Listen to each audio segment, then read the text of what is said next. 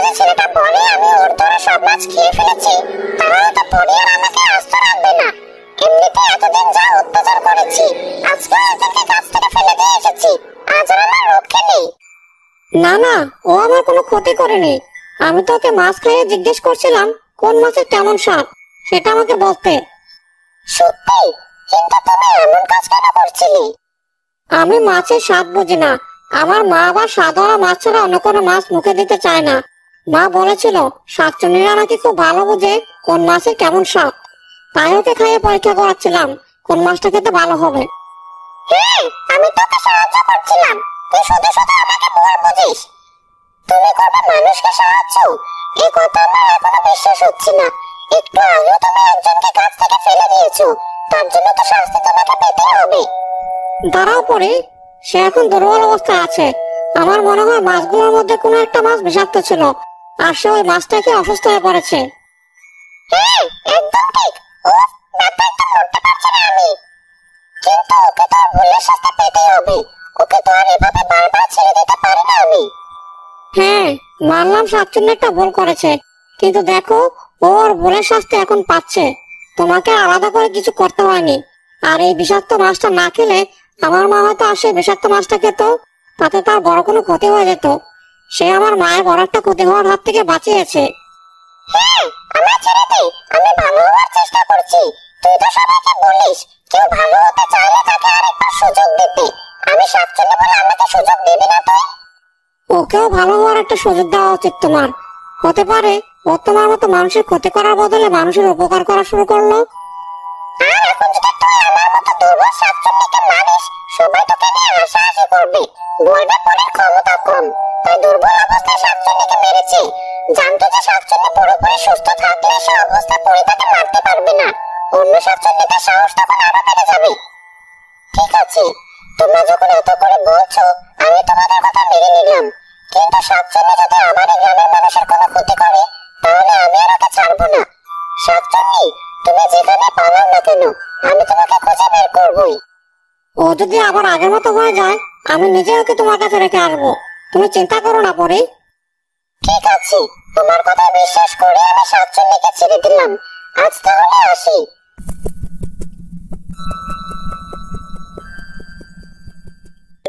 তুই দেখি অদ্ভুত মানুষ। আমি চুরি করে তোর সব মাছ খেয়ে ফেলার পর আমাকে পরের হাতে ধরিয়ে না দিয়ে উল্টো আরো বাঁচালি, এতে তোর কি লাভ হলো? আমার লাভ না হলেও তোমার তো লাভ হয়েছে। আমার মা বলে সবসময় সবার উপকার করতে, কাউকে বিপদে পড়তে দেখতে তাকে সাহায্য করতে, তাই আমিও মার কথা মতো তোমাকে সাহায্য করেছি। কিন্তু আমি নিজে তো তোর ধরা সবগুলো মাছ খেয়ে তোকে বিপদে ফেলেছি। এ আর এমন কি বিপদ? তুমি যদি আমার কাছে মাছ খেতে চাইতে, আমি এমনি তোমাকে মাছ খেতে দিতাম। পুকুরে তো আর মাছের অভাব নেই, আমাদেরই পুকুর এটা। তবে সামান্য কটা মাছ কম পেতে হয়তো। হা হা হা। বলিস কি? আমি চাইলে তো নিজ থেকে আমাকে মাছ খেতে দিতি। হ্যাঁ, কেন দেব না? তুমি যে আমার কষ্ট করে ধরা এতগুলো মাছ খেয়ে ফেলেছো, তবুও কি আমি তোমার সাথে রাগারাগি করেছি? সে বুড়িটার পর তোকে পেলাম যে নিজে থেকে আমাকে মাছ খাওয়াতে চাইলো। আগে কত না খেয়ে দেখেছি, মানুষের ধারে ধারে ঘুরেছি একটু খাবারের জন্য, কিন্তু কেউ আমাকে কিছু খেতে দেয়নি। উল্টো আমি দেখতে খারাপ বলে আমায় ইট পাটকেল ছুড়ে মেরেছে, দূর দূর করে তাড়িয়ে দিয়েছে। এই জন্য বুঝি তুমি এখন মানুষের সাথে এমন ব্যবহার করো? হ্যাঁ, একদিন ভাবলাম অনেক সহ্য করেছি, এরপর থেকে যখন আমি ওদেরকে ভয় দেখানো শুরু করলাম, তখন সবাই নিজে থেকে আমাকে খাবার দেওয়া শুরু করলো। সেসব দিনের কথা মনে পড়লে এখনো চোখে পানি চলে আসে। কেন, এখনকার মানুষ তোমাকে ভয় পায় না? কিভাবে ভয় পাবে? ওই পড়ে আসার পর মানুষের সাহস আবার বেড়ে গেছে। এখন তো আর আমাকে ভয় পাই না, উল্টো আর পরের কথা বলে আমাকে ভয় দেখায়। আমাকে আবার আগের মতো চুরি করে খেতে হয়। আমার কপালটাই খারাপ। ওই পরীকে একদিন আমি দেখে নেব, সুযোগ পাই শুধু। হা হা হা হা। তোমার আর পরের কথা শুনে আমার আর আমার বড় বোনের কথা মনে পড়ে গেল। আমরা দুজন আগে এভাবে একজন আরেকজনের পিছনে পড়ে থাকতাম। তোর বোন আমার মতো ছিল আর তুই পরের মতো? না না, উল্টো আসলে আমি তোমার মতো ছিলাম আর আমার বোন পরের মতো। মাকে আর আশেপাশে বিভিন্ন মানুষকে জ্বালাতন করাই ছিল আমার স্বভাব। আমার বোন আমাকে সারাদিন শাসন করতো, আমাকে আটকাতো। তোকে দেখে এখন কে বলবে যে তুই এত বড় বাদর ছিলি? তোর বোন কোথায়? বাড়িতে? না, 1 বছর হলো আমার বোন মারা গেছে। দূর থেকে তোমার কোকড়া চুলগুলো দেখে কিছু সময় জন্য ভেবেছিলাম আমার বোন ফিরে এসেছে হয়তো। আসলে আমার বোন মারা যাওয়ার পর আমার স্বভাবই আমার বোনের মতো হয়ে গিয়েছে। তাই হয়তো তোমার বিশ্বাস হচ্ছে না, আগে আমি তোমার মতো ছিলাম। থাকতে পারিস, আমার কি? তোরা তো জ্ঞান জ্ঞান শুনতে ভালো লাগছে না। কোথায় তোরা দুই ভাই বোন, আর কোথায় আমি আর পরে একজন আরেকজনের চিরশত্রু? কিসের সাথে কিসের তুলনা? আমার মনে হয় না পরে তোমাকে চিরশত্রু মনে করে। এমন হলে সে তোমাকে বারবার ছেড়ে দিত না, ভালো হওয়ার সুযোগ দিত না, একবারে ধরে শাস্তি দিয়ে দিত। ওর এত সাহায্য আমাকে ধরে শাস্তি দেবে? এত ক্ষমতা নেই ওর। আমি অনেক ক্ষমতাধর শাকচুন্নি। ঠিক আছে ক্ষমতাধর শাকচুন্নি, সবাই বুঝলাম। তাহলে এখন কি আপনাকে ধরে ধরে বাড়ি পৌঁছে দিয়ে আসতে হবে, নাকি আপনি নিজে নিজে বাড়ি যেতে পারবেন? তুই কি আমাকে ঘরে তুলে গাছে উঠাবি? আমার চিন্তা করতে হবে না তোর। ওই কুটনিপুরের হাত থেকে আমাকে বাঁচিয়েছিস, তাই অনেক।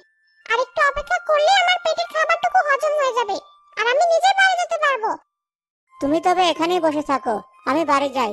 মা আমার জন্য অপেক্ষা করছে হয়তো। আর তোমার যদি আবার কখনো মাছ খেতে ইচ্ছে করে এখানে চলে এসো। আমি এখন প্রায় প্রতিদিন এখানে মাছ ধরি। আমি পাগল হয়েছি তো, মানুষের কাছে শখ করে যাবো মাছের আশায়। তোদের মন কখন পাল্টে যায় কোনো ঠিক নেই। এত ঝুঁকি নিতে পারবো না আমি সামান্য কয়েকটা মাছের জন্য। চিন্তা করো না, তোমাকে আজকের মতো এত মাছ খেতে দিব না আমি যে তুমি নড়তেই পারবে না। মন চাইলে চলে এসো, জোরাজুরি করবো না তোমায়। আমি চললাম।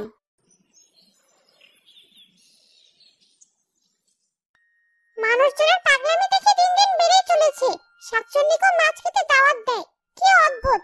পরে মাছ খেতে গিয়ে যদি তোদের ঘাড় মটকায়, দোষ আমারই হবে। যাক, এতক্ষণ আড়ালে দাঁড়িয়ে থেকে নিশ্চিত হলাম শাকচুন্নি ওই ছেলের কোনো ক্ষতি করে কিনা। শাকচুন্নি অতটাও খারাপ হয়ে যায়নি যতটা আমি ভাবি। আমিও বাড়ি ফিরে যাই।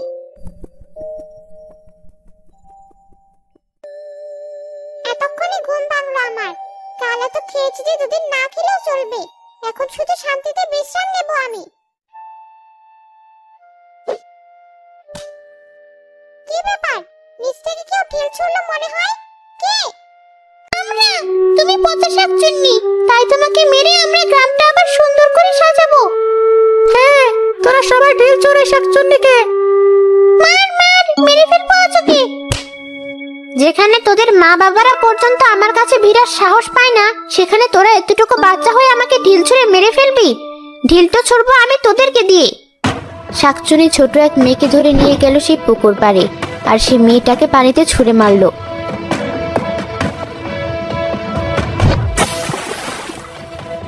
এবার তোদের পালা। পালাও পালাও, শাকচুন্নি আমাদের সবাইকে মেরে ফেলছে। কোথায় পালাবি?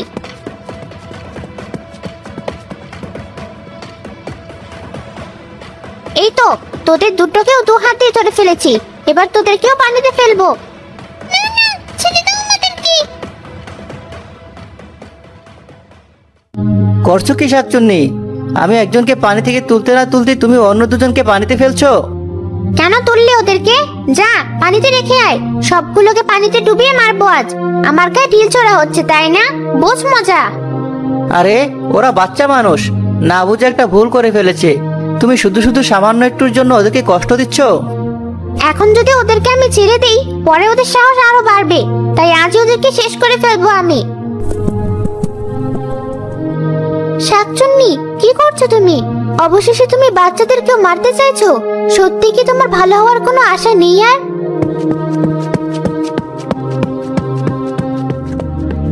আমি শাকচুন্নি, আমার মাঝে তুই ভালো হওয়ার আশা কোথা থেকে পেলি? তোমার কি মনে পড়ে আমি ছোটবেলায় বটগাছের নিচে বসে খাবারের অভাবে কাঁদছিলাম, আর তুমি আমাকে খাবারের ভাগ দিয়েছিলে? কবের কথা বলছিস? দাঁড়া, একটু একটু মনে পড়ছে।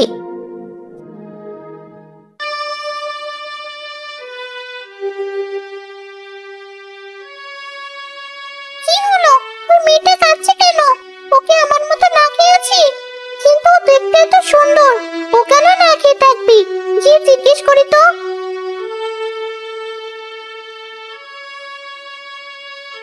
কি?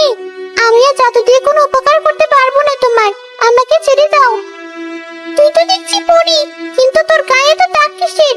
তোকে কে মেরেছে? একটা মানুষ, সে আমাকে মেরে আমার জাদু দিয়ে তার ইচ্ছা পূরণ করে নিত, আর আমাকে না খাইয়ে আটকে রাখতো। অনেক কষ্টে তার হাত থেকে পালিয়ে এসেছি আমি। আমি ভেবেছিলাম তুমি তার লোক। আমি শাকচুন্নি, আমি আবার কার লোক হতে যাব?